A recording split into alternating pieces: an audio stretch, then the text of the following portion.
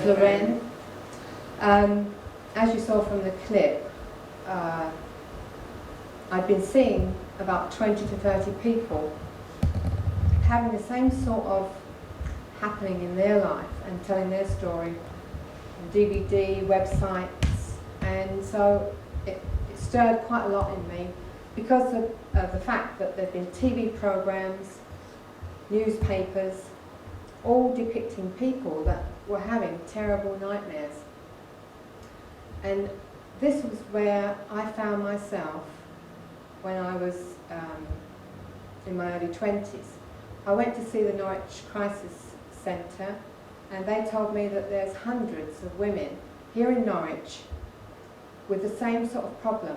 Nightmares every night, seeing things that's unexplainable. So I'm hoping to shed some light on giving my true story of what happened to me and how I followed through to where I am now. I was born in the East End of London and not dragged up, but not the greatest of times. By the time I was 13, I'd run away from home, spent the night in the West End Central Police Station, which wasn't good at that age. By 14 I was expelled.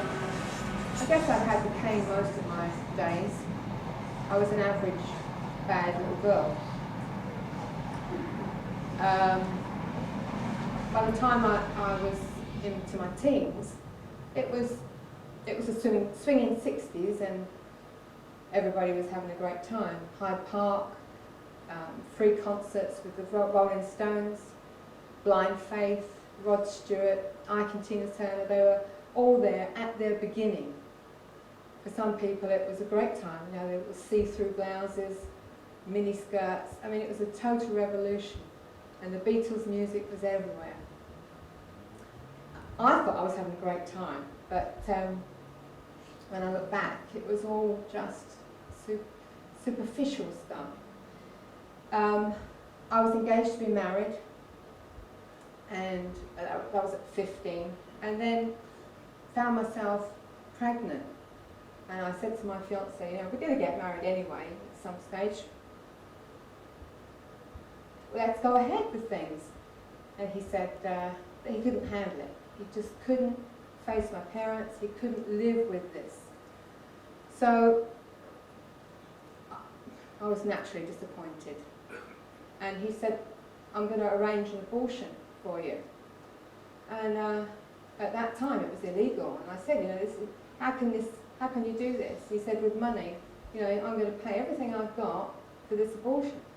And it was winter time, and I can remember him, it was like I was walking through a fog, and it was winter, and he dropped me off outside this house, and I looked up at this grey building, and I was in a cardigan, freezing, and he just drove away, and I thought, at that time I felt like I had no choice. I didn't know what to do, where to go, and I went ahead with it.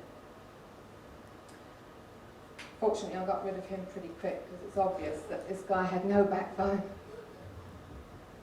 I kept charging through late teens and into my early 20s. I then met a pretty good man. He was a civil engineer, James, very upright, handsome man, wealthy. I thought, great. We spent 9 months zooming through Europe. Unfortunately, he took somebody else's suitcase of money, and Interpol were chasing us.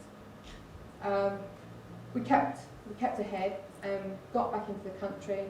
My parents hit the roof as soon as they saw us because the police had come round to visit them, and they told us, you know, you better go and see the police. So we handed ourselves in and went through a long drawn-out court case and didn't have jail sentences.